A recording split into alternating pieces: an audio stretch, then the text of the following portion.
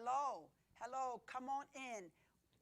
Come on in. And when you come in, make sure that you hit that like button, that share button. We have some great information that we know that you will love to know. We are yet still informing everyone to to go out and get that vaccine, to be vaccinated, and let them know that, hey, that the winter is coming in, and we don't want to let our guards down.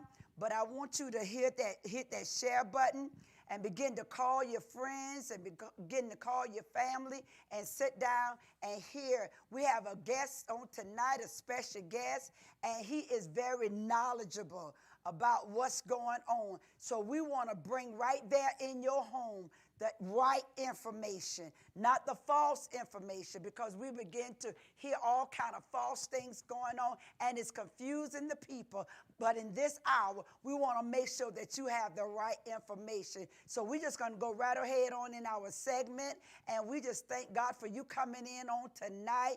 Again, hit that like button and hit that share button and begin. And when you have questions, make sure that you type in your question, and I know that the man of God will be glad to answer your question, because we don't want, the Bible begin to let us know that we have to be wise in this hour. So again, hit that like button now, hit that share button, and thank you for coming in on the Real Table Talk, because what we're giving you is real information. God bless you, man of God. Thank you so much for coming in and sharing with us about what's going on, because we need to know what's going on. We need not to be ignorant. Ignorancy is not an option. Amen. So we just want you to introduce yourself. Look right there in that camera and introduce yourself, and we'll go ahead on and get started. So good afternoon. My name is Bishop Andrew Williams, and in my other life, by day, I'm a registered respiratory therapist. Yes. And a registered respiratory therapist, that means I'm someone in the hospital who takes care of lung-related issues. So I've worked in hospitals for approximately 42 years. Currently, I run the pulmonary department at St. Joe's Hospital, and I am I have an associate's in respiratory. Wow. I have a Bachelor of Health Science in respiratory, and I went back to school for a chemistry degree. Wanted to become a physician, but that was not what the Lord had in the cards for me. But as such, look, I work during my 40 years working at St. Joe's Hospital. I've had the opportunity to work in the intensive care environment, taking care of the sickest of sickest patients in the hospital. And during this particular season, I've been blessed and fortunate to be able to take care of and learn about patients that are suffering from COVID-19. And the apostle asked me to come in tonight to talk to you about things that are related to COVID-19. Yes. And I heard you say that you're a bishop, and that blessed me right there, because you put me in the mind of Dr. Luke in the book of Luke. He let us know that he's a physician.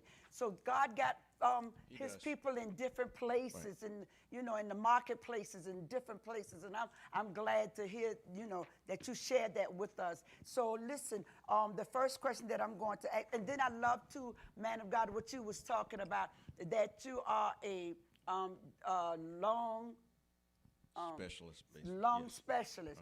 That means that you right there in the hospital where it's at. Yes, ma'am. And my staff and we are on the front lines. Typically, when a person comes into the hospital with COVID-19 and they're experiencing shortness of breath, look, we are the front line. We typically will see the patient before a doctor will see them, and the physician will see the patient, but they will typically call us in to consult and to see and basically treat. And we have physicians who specialize in lung diseases, but usually they don't come in until later. Okay. Usually we're the kind of on the front. We're the front lines with COVID-19 patients. Okay, all right. So listen, let's start this question off by saying, what is COVID-19 and what does it do to the body? So COVID-19 is a virus, and unlike what you've heard, that this is brand new. COVID has been around actually since the 1950s. COVID-19 is brand new, and the reason that they coined it 19 is because it was first announced in 2019. So they coined it as COVID-19, and it's a virus that is highly contagious. And I want to back up just a little bit. COVID viruses are under the COVID viruses, you have things such as SARS and MARS, which have been around for a long time, but you also have the common cold, which is a part of the COVID virus. So you hear, that's why most of the folks who contract COVID, they will tell you that they got a sinus infection or they got a chest cold. But this particular virus goes beyond just a regular cold. And what this virus does is it gets into the body, and it typically will attack a part in a person's body that's weak. And it will attack, for instance, if a person has a chronic lung problem, it, for some unknown reason, it will zero in on the lungs, the kidneys, the brain, the people that are diabetic with their their endocrine system. So it'll zero in, and even some people with skin, it'll zero in on a part of the body, and when it gets into the body, in the most difficult cases, it spreads to other parts of the body, and what it does is it severely weakens the person's immune system, and in severe cases, it causes severe cases of breathing abnormality, and can cause actually most of the major organs in the body to shut down. Typically, 80% of the people who contract COVID-19 actually do well, but it's the 20% that are considered critical, and that 20%, those folks typically will end up in an intensive care environment, and those folks typically will end up. Those are the ones that we have to put on chronic oxygen or put them on some type of life support system. So again, COVID-19 is a severe viral infection. It's not a bacterial infection. So giving someone antibiotics won't fight this problem, because antibiotics typically do not work with a virus. So antibiotics work with a bacterial infection. And when a person contracts COVID, COVID can come in, and initially it may present itself as a person having muscle weakness, or cramps in the muscles, body aches.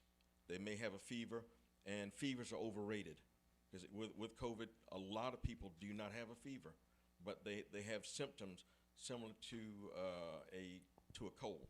So they may have a runny nose, a sore throat, and they've got body aches, and there are some other things that go along with it, but those are typically the symptoms that the person will present with.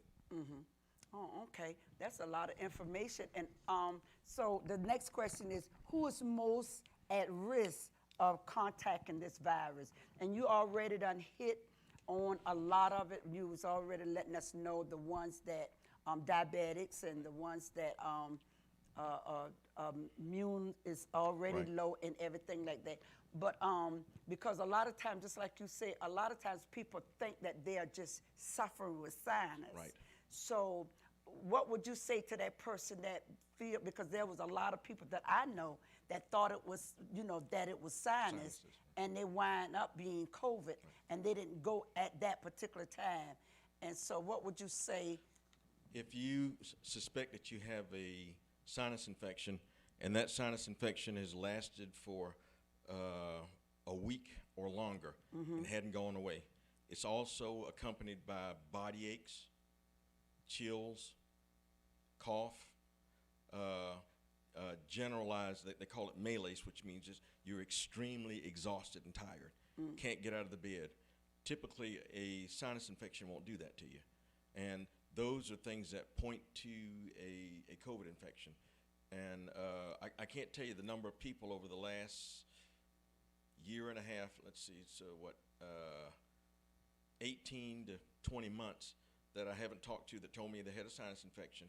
They had body aches, they had chills and fever, and they just felt, I mean, they're aching in the joints, in the bed, and I said, you probably have COVID. And a number of those people told me, no, I just got a sinus infection. So Yes. I left them alone. And in a few days, I would get a phone call. Well, I got to go to the hospital. They go to the hospital and they get tested, and the test is positive for COVID. And I want to talk about something related to testing, because testing, there are two types of tests you can take. There's a rapid test, and there's also a test that we send off that takes about 2 days. The rapid test takes about 15 minutes. You can do it at home. The test that we send off is much more accurate. Okay. The okay. rapid test can be fooled. Okay. And typically what I would tell my staff is, if we get a patient that comes into the hospital and they rapid test that patient, but the patient has symptoms such as sore throat, fever, body aches, real tired, shortness of breath, another one, then that patient is highly suspect for COVID-19, because we've had a number of rapid tests that were negative, but a couple days later that patient was positive. And when you get tested for COVID-19 and you're having, for instance, if you think you have a sinus infection and you get tested for COVID-19 and your rapid test is negative, I always advise folks to get the PCR, we call it a PCR test. The PCR test is the one that they have to send off. Okay. Timing is important. From the time that you are inoculated, or you are someone gives it to you, and because COVID is a airborne virus, if a person sneezes or coughs, it's in the air. And if you happen to walk through that particular area and that person was unmasked, you can breathe it in. So I typically tell, typically the science will tell you at least 7 days after you have been infected by someone, that's when you should start to actually shed the virus, which means when they culture your nose, Yes, that'll show up. But if you were in contact with someone today who was positive for COVID, and you think that you were infected by them, going to get tested tomorrow will not show anything. Okay. And a lot of people are fooled by that. Okay. Because they think, well, I got exposed to someone yesterday, I'm gonna go get tested tomorrow. Well, it takes somewhere in the range of 5 to 7 days, sometimes even longer, for you to start shedding the virus. So it may be necessary to get cultured. If you want to get tested tomorrow, that's fine. But 7 days later, you need to go back and get tested, especially if you're still having symptoms. Okay. And the most accurate test is the PCR test. That's the one where you go to the Civic Center, they swab your nose also, they send it off to a certified lab, and that lab, they do a gold standard test that is much more accurate than the home test that you can do, the rapid test. The rapid tests are good when they're positive. Okay. If it's negative and you have symptoms, I always tell folks, be highly suspect. Oh, okay. Because the results from the rapid test could be wrong at that time. Okay. Okay. So I heard you say also that that if a person sneezes or cough, and because it's airborne, and you pass through that, it's a possible chance. It's a possible chance. That you can be affected by that. So that's why that is always good to continuously to wear a mask. Our mask, yes, ma'am. And even in the church setting. And yes, I pastor a church. I pastor Genesis New Life on East Broad and 35th Street. If you come there and you come in the door, you are required to wear a mask. Yes. Because look, even with me talking to folks, yes, they tell you to follow the science. That's right. And with me talking, there is a potential that if I'm talking to you, especially if I'm talking forcefully, that you don't see it, but the projectile from my mouth could actually travel as far as 30, and in some instances 60 feet. Okay. So that's why they recommend that you wear a good quality mask.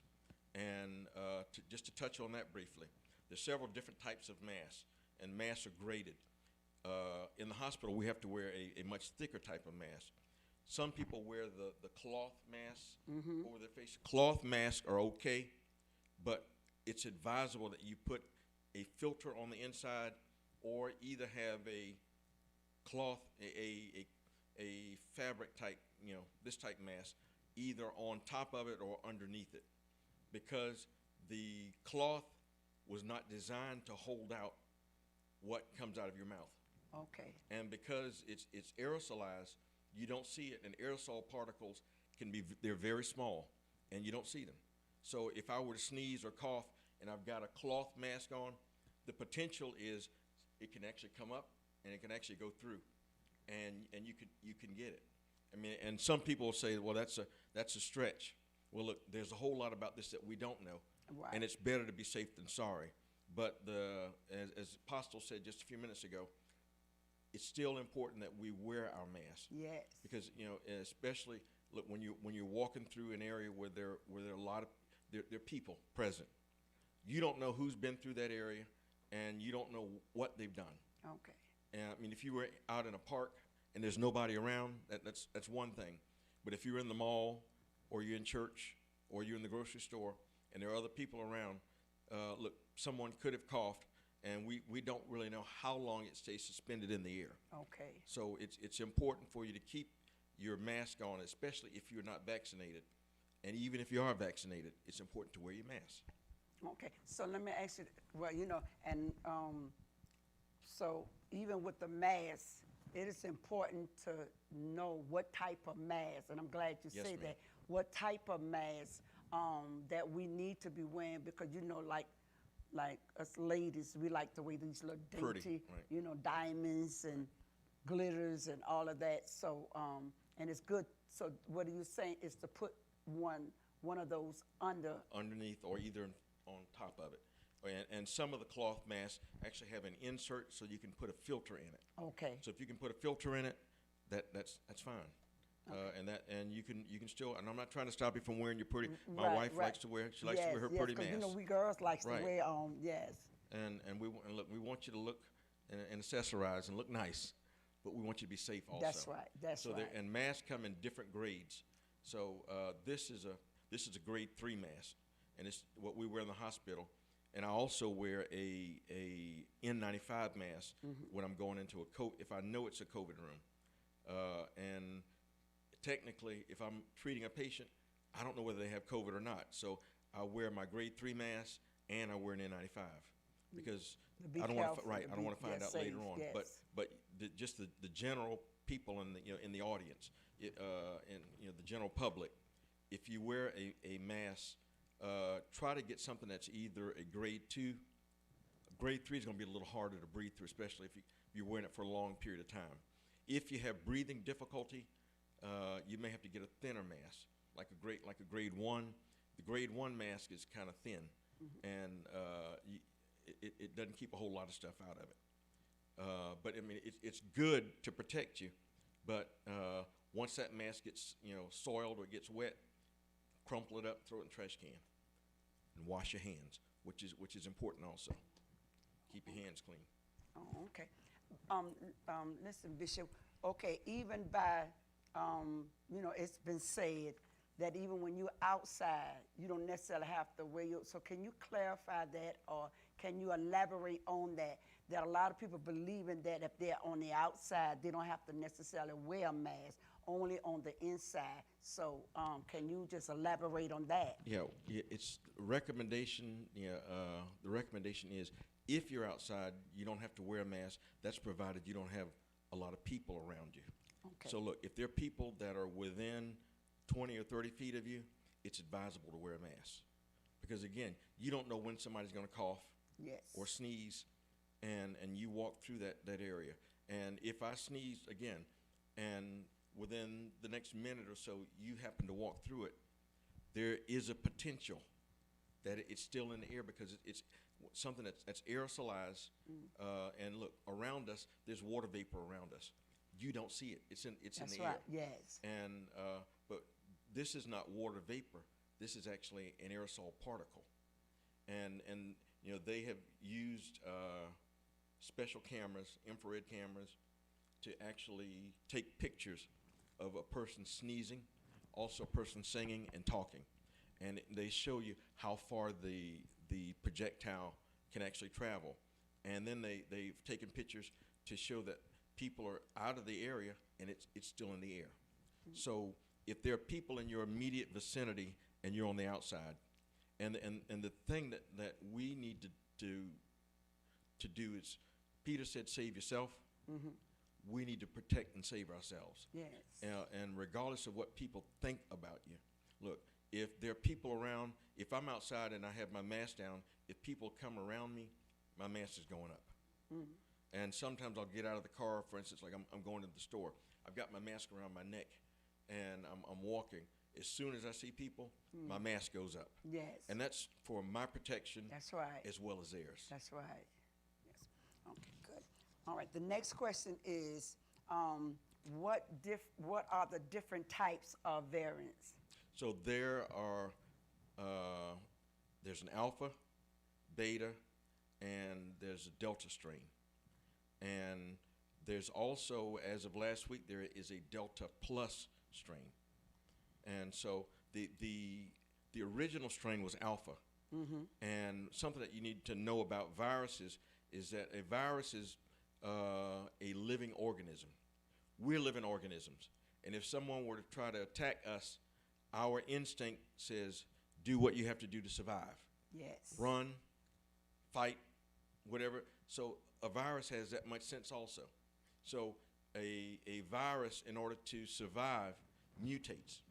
So the alpha strain, which was the original strain, mutated in order to continue to survive. So it mutated, and you got the beta, and you got the delta strains. Well, I think it may have been alpha, gamma. It was alpha, gamma, and delta, excuse me. And so the delta being is the strongest. There's also lambda strain also. Lambda hadn't made it to the United States, but lambda was actually in India, and I think over in Europe. So there are 4 primary strains of this. The prevalent strain that's in the United States at this time and around the world at this time is the delta strain. The delta strain. And last week they indicated there is a delta plus strain. I think they said about 3 to 4% of the cases in the United States are delta plus. And delta plus, they said delta plus is much stronger, much more virulent than the delta strain. So in other words, you're telling us tonight that the delta plus done already hit the United States. It has hit the United States. Okay. And if you pay attention to the news, and I know, you know, and especially those of you that are listening to me, the numbers are going down across the country, and they're going down in Savannah. But we don't want you to let your guard down. Yes. 'Cause just because the numbers are going down, that does not mean that it's gone away. And remember that the more people that get vaccinated, that is how we help to eliminate a virus. Just like years ago, they thought that they had eliminated measles, smallpox, but there were some people who didn't believe in getting vaccinated, and measles and smallpox and those things, they resurfaced again.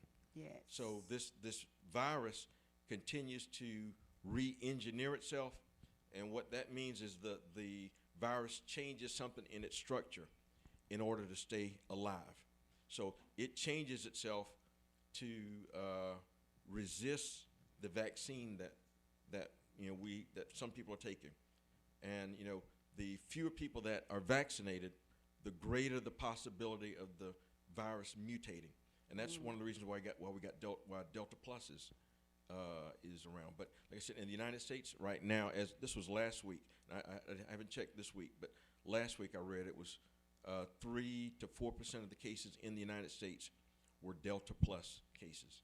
Wow.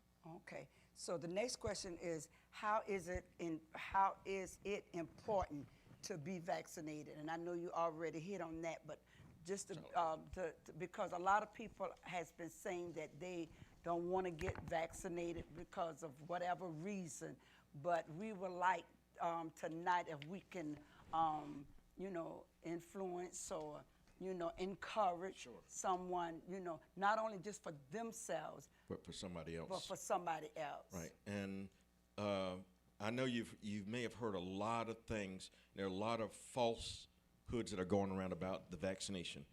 One of the biggest ones is that if I get the vaccine, it's going to make me sick and I'll die. That's not true.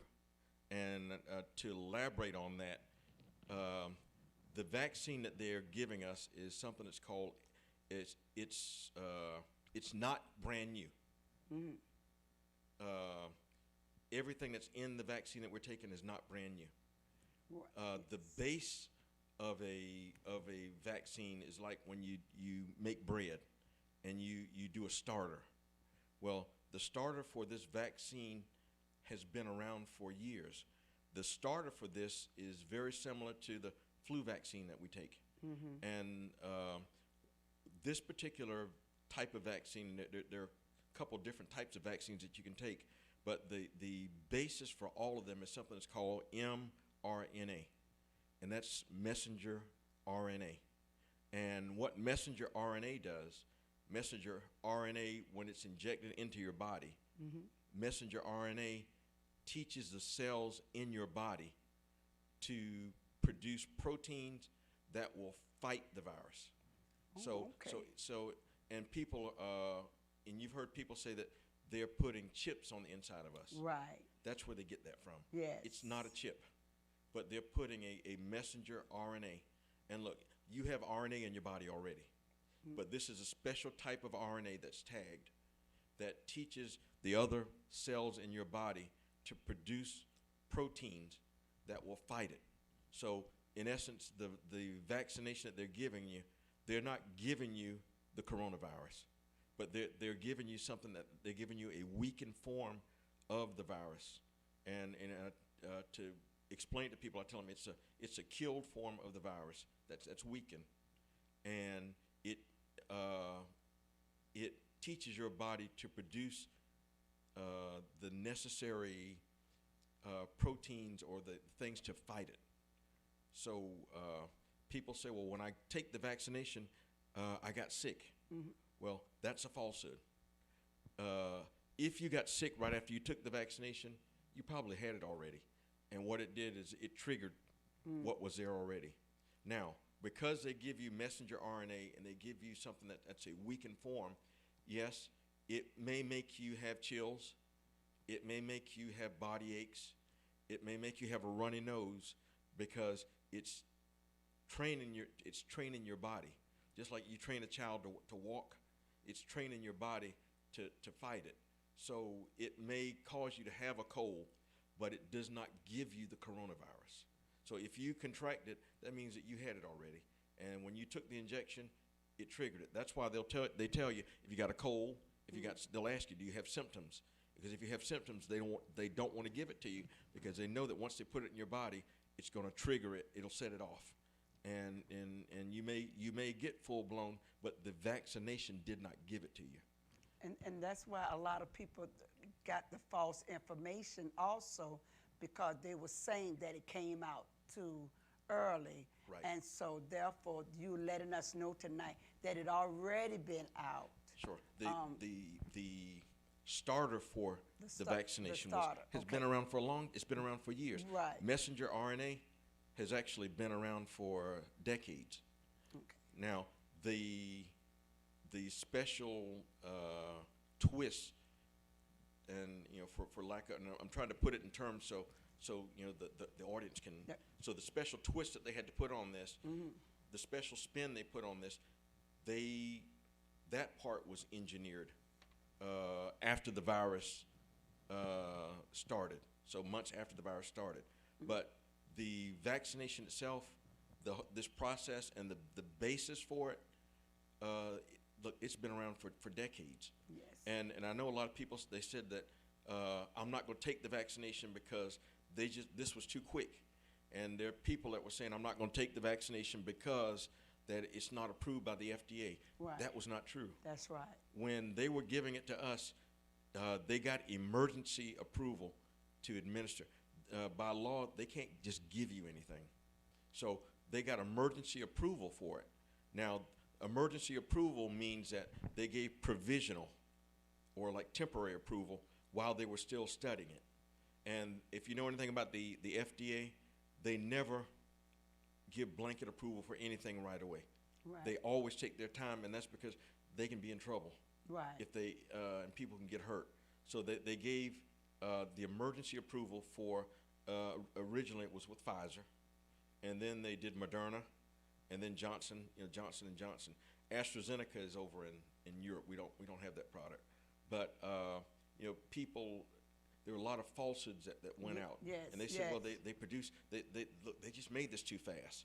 Well, that's like, look, you making you go in the kitchen and you make some bread in little or no time. Well, you could have had the starter in the refrigerator already, yes. and you set it out and let it rise and let the yeast get reactivated in it and put your little spin on it, and you make some bread. But you had it started already. And we used to do Amish bread. And Amish bread, there's always a starter. And you put the starter in the refrigerator, and when you get ready to use it, you pull it out and bring it to room temperature, and you do some other stuff to it to add to it. Yes. But the actual starter for that takes days to actually make. So with this vaccination, this has been in progress for years. So like the flu vaccine and other vaccinations that we take, the starter for this was created. So they used that to jumpstart it, and then they put another spin on it to add things in it for the actual virus itself. Okay. And I think I missed. I didn't answer one of the questions. You asked me who is most susceptible. Originally, when this came out, it affected a lot of African American black people in the initial stages. And folks were saying that, look, this was just a disease for black people, but it wasn't. The reason that it affected a lot of us is, one, because of a lot of misinformation. Two, it affected us because there's a higher incidence of high blood pressure, diabetes, heart trouble in the African American community. And but around the beginning of 2021, the pendulum swung and things kind of evened out. So it started to affect not only just the African American population, but it affected the Caucasian, the Asians. It got everybody. So this particular illness doesn't discriminate. It's not even the young children. And it reached back, and in the children, it affects children kind of differently. They get some of the same symptoms, but the children initially they developed something that was a multi-system failure, and they liken it to something that it's called Kawasaki Syndrome. The kids on the bottom of their feet and hands turned purple, and they had purple rashes on their feet, and it was an immune response. And these kids, when they contracted it, and they didn't know what was going on at first, and because it didn't affect a lot of children at first, but now it's affecting children being placed on life support and getting just as sick and dying just like the adults. And the symptoms are very similar. But what's we have to be careful about with children is children can actually be carriers and they're asymptomatic. Okay. And it's very important for a parent, if you have children or grandchildren, to be suspect.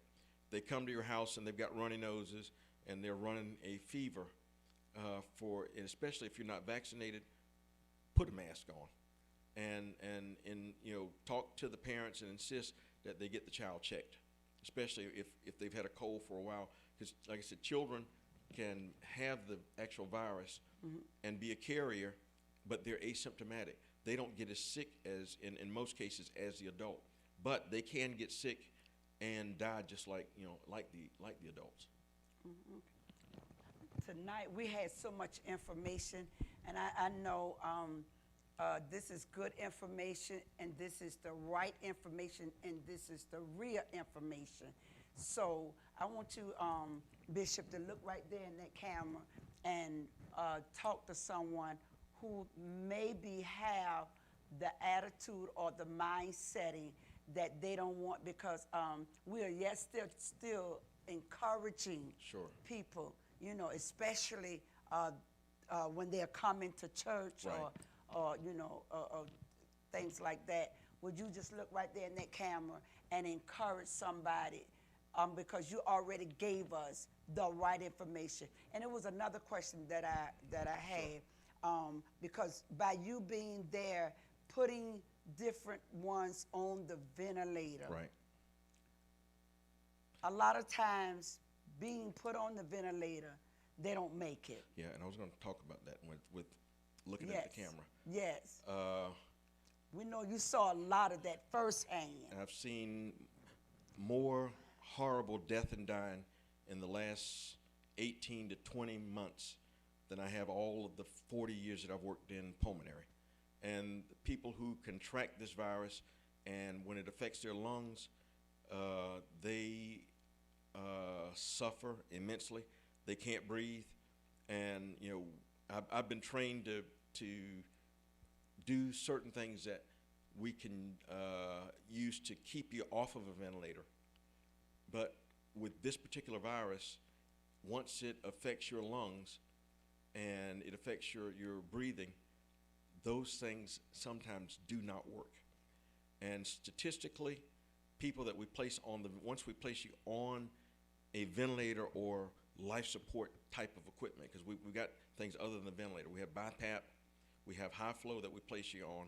Typically, once we start to use that type of equipment, the survivability rate is less than 5% when you're placed on mechanical ventilation. And those people, typically, we put them on, we paralyze them, and heavily sedate them. Many times they go on, well, most of the time, they go on life support, and they don't wake up, they don't come off.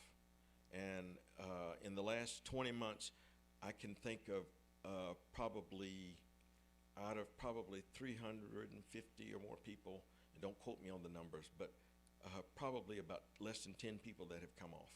Wow. That we placed on. And it's a horrible way to die. You can't get your breath. We maximize the oxygen. We use all the techniques that we know to that used to work.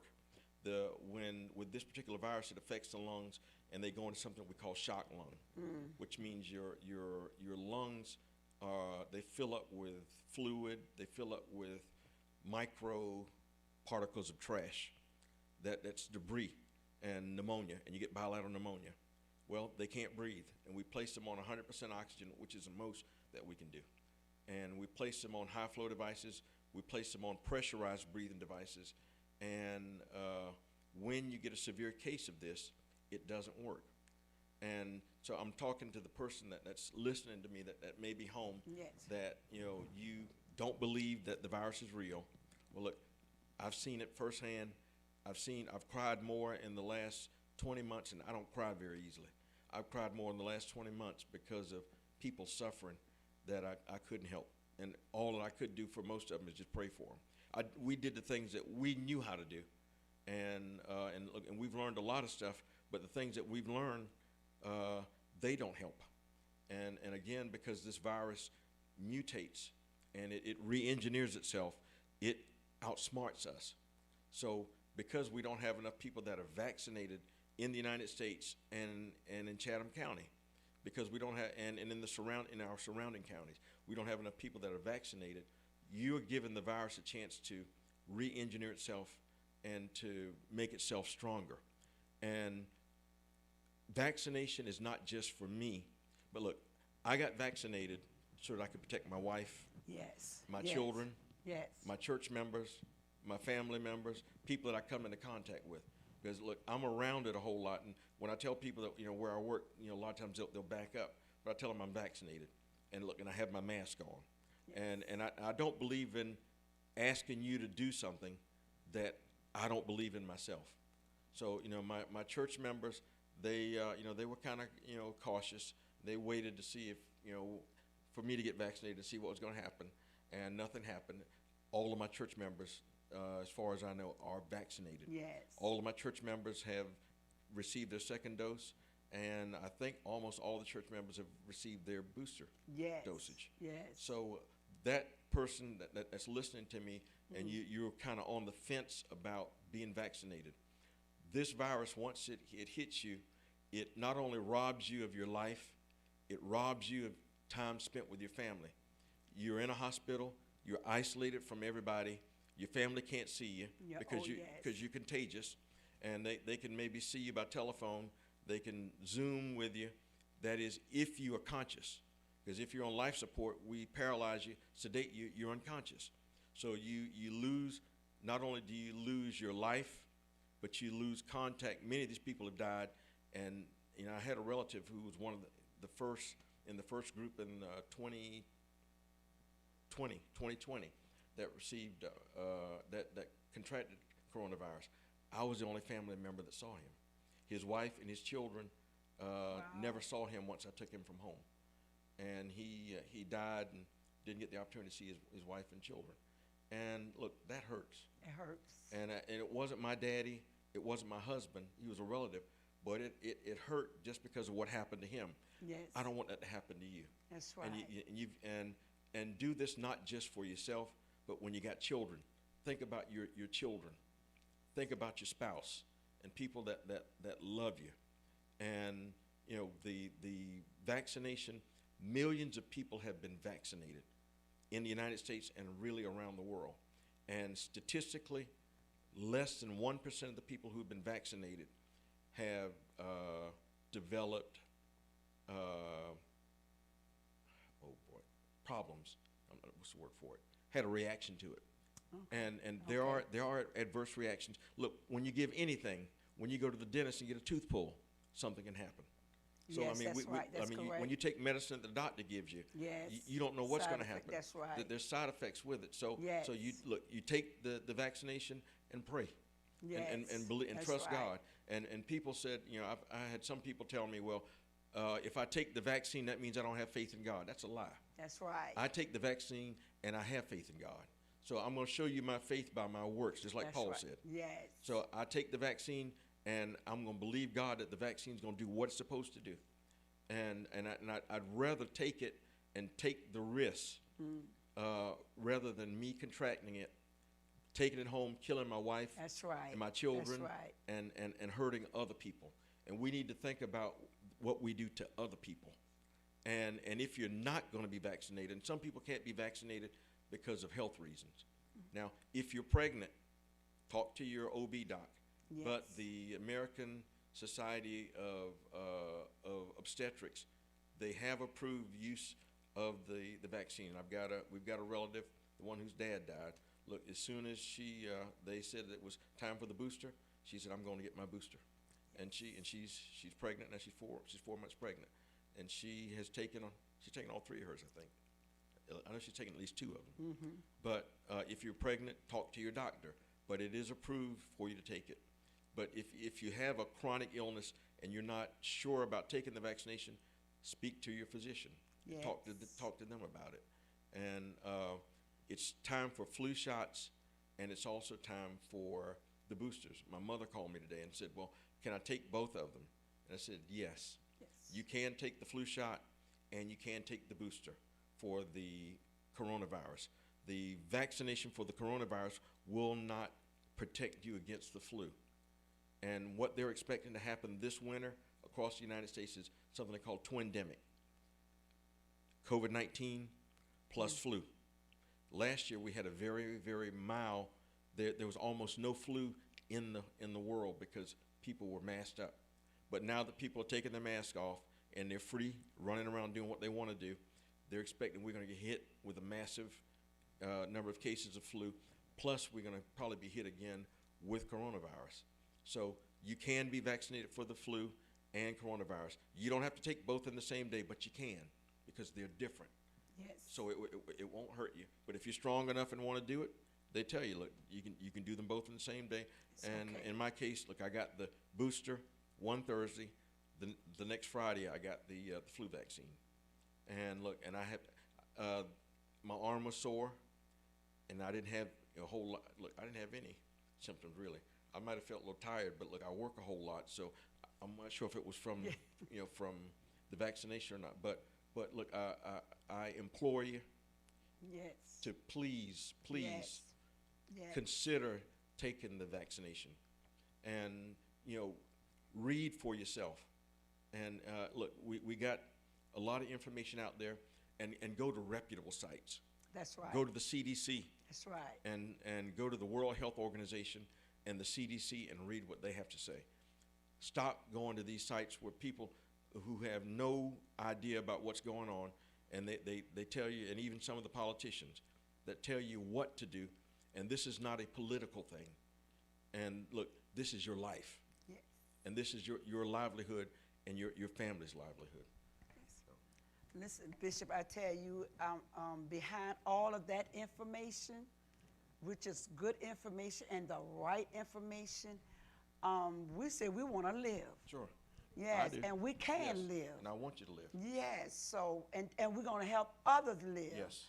And so I just want to tell you, thank you for just coming on with us and sharing that, because like you say, the winter is fastly approaching, Right. and it's coming in, and the holidays, the Thanksgiving, the Right. Halloween or whatever, and the Christmas, and New Year's, and all of that is coming, and people are making plans and Yes. preparation, to be with their Together. loved ones, and just like you say, they're letting their guards down, but we still have to watch. We still have to be Right. careful, and that's what we're talking about tonight. Sure. Being careful and watchful, and continuously to wear your mask, continuously to wash your hands. Yes. Get your sanitizer, your Lysol spray. Continue. Do not, Yeah, don't stop. don't stop. Yeah. Just multiply. Yeah, and don't let people intimidate you. That's right. And make you That's think. right. And some people say you're compulsive. And look, I'd rather be compulsive and go overboard. Yes. So that I'm protecting myself and others. That's right. And if any of your listeners, if they've got questions, they can contact me. Okay. And I've told people before, and I think when you were at the church, I reached out and told people, look, if you've got questions related to coronavirus, if you're not sure what to do, Yes. if you call me, look, Yes. and I've gotten many phone calls in the middle of the night, Yes. and I've been able to help a lot of people to get to the hospital. And one other thing, quick, I know you got to go, but early intervention is very important. Yes. The longer you sit home on this with that cough that's been there for several weeks and you got symptoms, the longer you stay home, the worse your outcome, will be. So early intervention is important.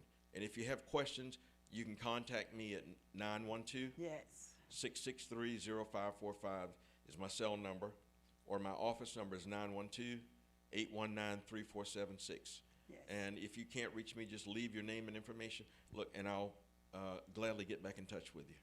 But we want everybody to be safe. That's right. That's right. Somebody just typed that in right there.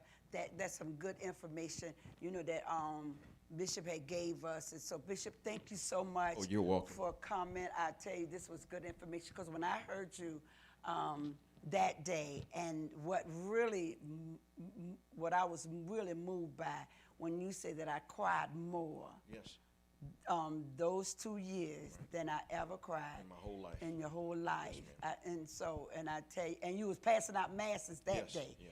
and you still is passing out Still masses. passing them out. So because it's needed. Right. And so thank you for coming to the Real Table Talk you're and welcome. keeping it real and informing us that we don't have to die like a fool. No, we don't. We can live. Yes. Yes, and we can help others live. right. So thank you so much. And I want you not to go anywhere. I want you to tune in, because we have another treat for you. So just tune in right there for the next 10 minutes. Amen.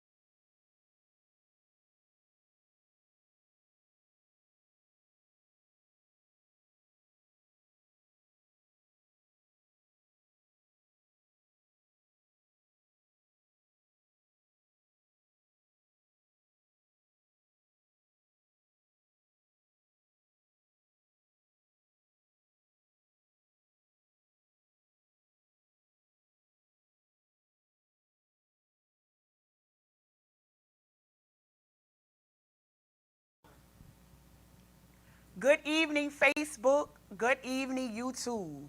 Thank you so much for tuning in. I am Navita Malden, and I will be your host for this evening. Please, please don't be selfish. Don't be inconsiderate, but hit that share button so that others can experience this. Before we get started, we're going to start with a word of prayer. Father, in the name of Jesus, Lord, we know that your word, that it is imperative to obey your word. That's why we tell you thank you. Lord, for you said in your word, give thanks in all circumstances. Lord, you know who's listening. You know who's tuned in. You know who's watching.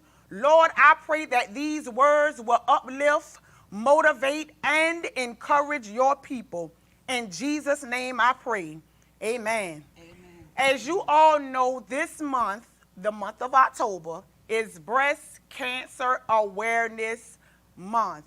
And I have a very special guest on here with me today who is a breast cancer survivor. So she's going to tell you her experience with breast cancer and the importance of why it is important to get your mammogram done. So we're going to start by letting her first introduce herself. Good evening, everyone. My name is Latora Knight. I am a 3-year breast cancer survivor. I have had a surgery and I have undergone treatment, and to this day, I am cancer-free. Woo! Hallelujah. To God be the glory. Now, you say you are a 3-year breast cancer survivor. Tell your story of when you was first diagnosed. Actually, I was diagnosed at the age of 41. You are supposed to have your baseline at the age of 40. I was asymptomatic, which means I did not exhibit any symptoms. Wow. So I went in. My prescription for my mammogram was to have a 3D mammogram. I went in that day, and immediately the mammographer came out and said that they needed to do some additional tests. Me working for St. Joe's Candler some years ago, I kind of knew the protocol. So at that time, I asked, can I come back? Right. It was coming up to my daughter's sweet 16 birthday, and I just didn't want to deal with it then. I had been planning for years for that special occasion, but I kind of felt by her demeanor that something wasn't right. Right. Well, let me ask you this question.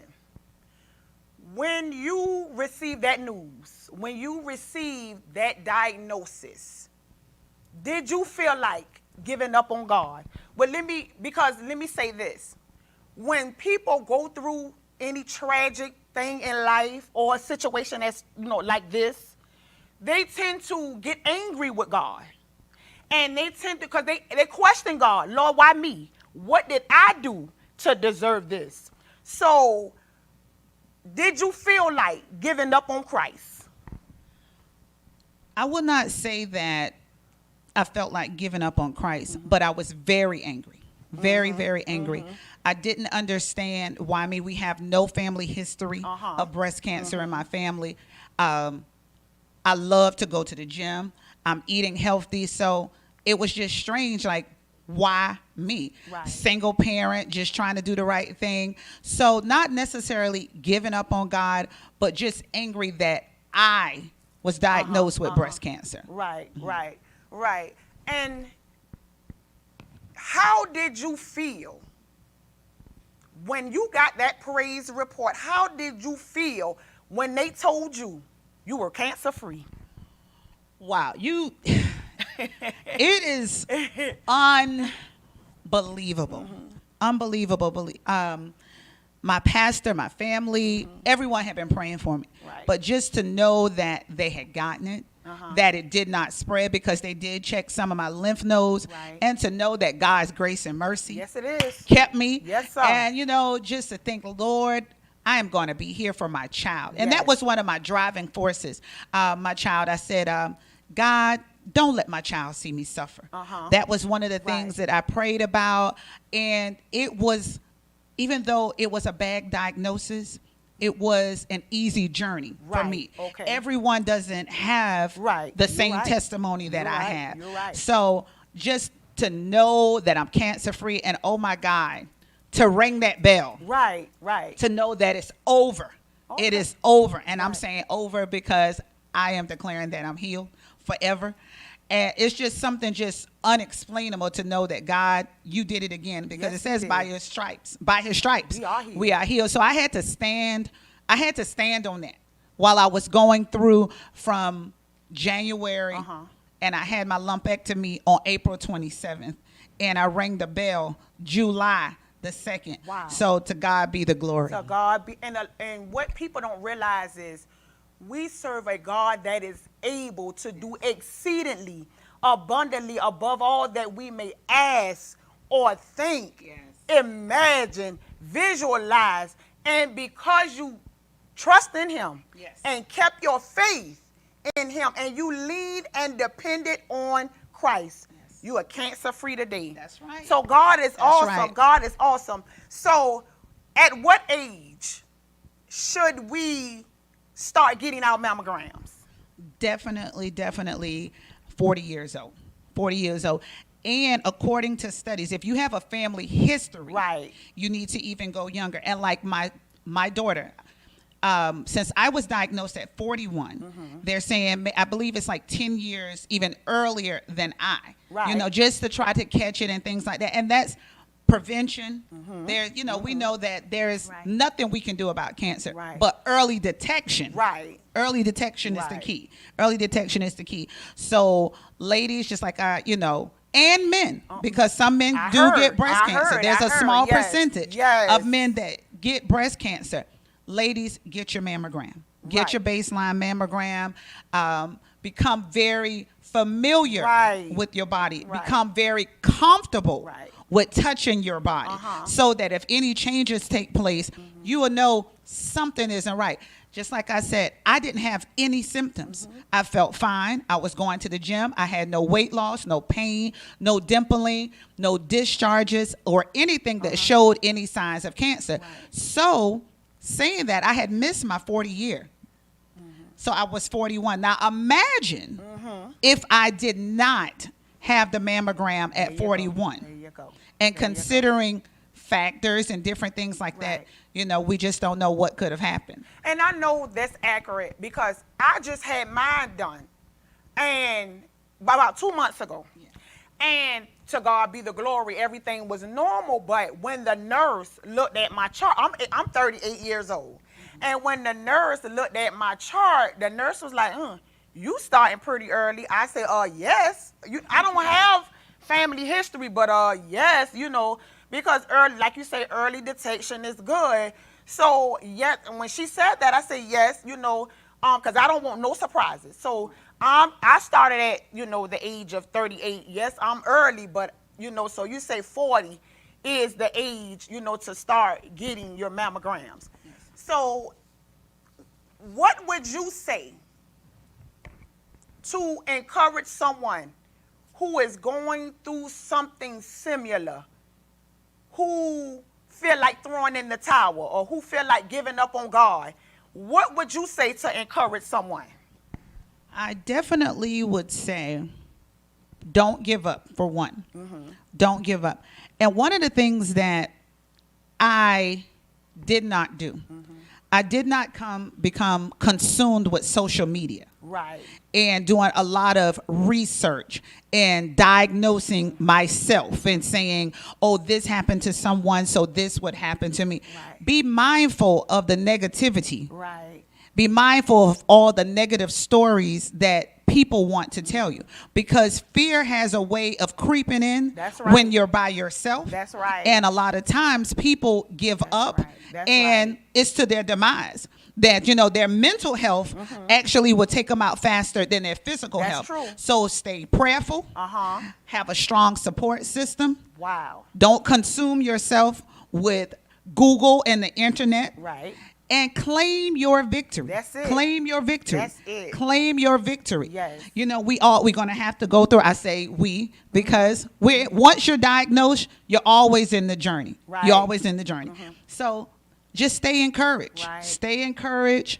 Just like I said, your support system, Right. mind your negativity, and just speak life to yourself. Speak life to yourself every day.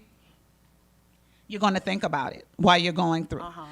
And it's okay to be a little scared, but don't let fear overtake you. Right. Don't let fear overtake you. So that would be definitely what I would say. And just like I said, that is just what kept me, just kept me those months. Right. Yeah. Awesome. Yeah. Awesome. Again, LaTara, thank you so much. Thank you so much for joining us. Awesome information. Thank you so much for reaching out to our viewers, because we don't know what people are going through, but this was awesome. Thank you so much. Facebook, YouTube, thank you again for joining us. Remember, early detection is good. If you have not gotten your mammogram for this year yet, please do so. Make that appointment. Please, it is very crucial. It is very vital to get your mammogram done. If you have more questions, please consult your primary care physician. And if you don't have a primary care physician, there are nurses and doctors at these local clinics. But please see someone, because it is important to get your mammogram done. I pray that we said something to encourage you. Again, LaTara, thank you so much.